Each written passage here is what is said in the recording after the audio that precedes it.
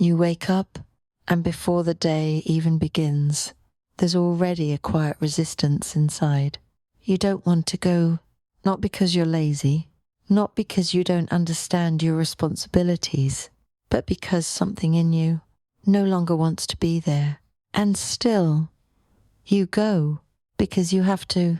Bills, family, stability. Life doesn't always give you the option to simply walk away.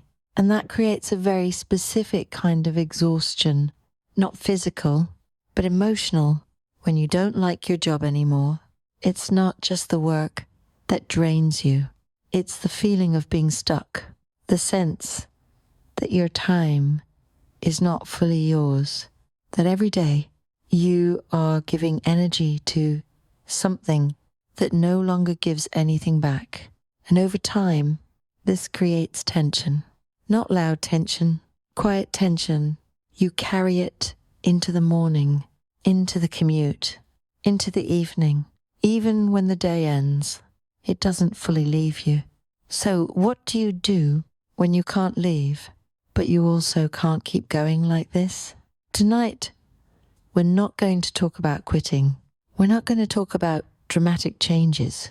We're going to talk about something quieter, how to stay without losing yourself. Step 1, separate the job from you. One of the heaviest parts of this situation is when the job starts to feel like your identity, when it becomes, this is my life. But it isn't. It is something you do, not who you are. And this distinction matters because when everything becomes personal, everything becomes heavier. Try to see your work as a role you step into and step out of, like something you wear for a few hours. And then remove. Step 2, reduce the internal resistance. A lot of the exhaustion comes not from the work itself, but from fighting it internally.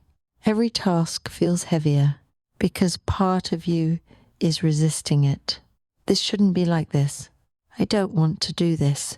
This is not where I want to be. And while those thoughts are understandable, they also create friction. You don't have to love your job, but for a few hours, you can soften the resistance, not by forcing positivity, but by saying, this is where I am right now. That simple shift reduces a surprising amount of tension. Step 3, find small places of control.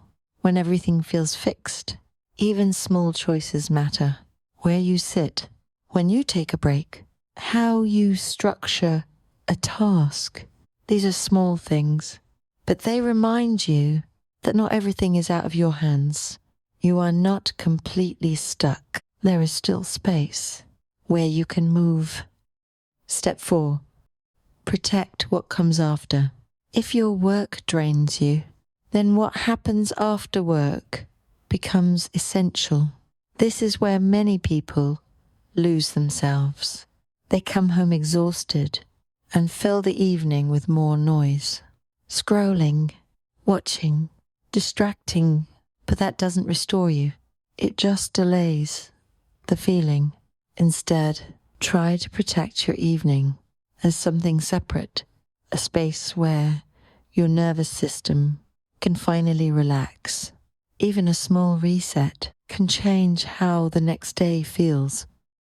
Step 5, move toward change quietly. You don't need to make a drastic decision tonight.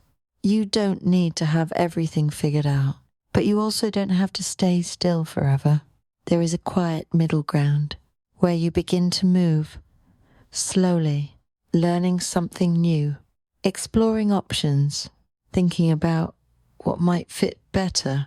No pressure, just direction. Being in a job you don't like is a difficult place to be, but it doesn't mean you have to lose yourself inside it. You can still create space, still protect your energy, still move slowly towards something better. You don't need to escape everything at once. You just need to stop letting it take everything from you. This has been Evening Reset, quiet wisdom for tired people.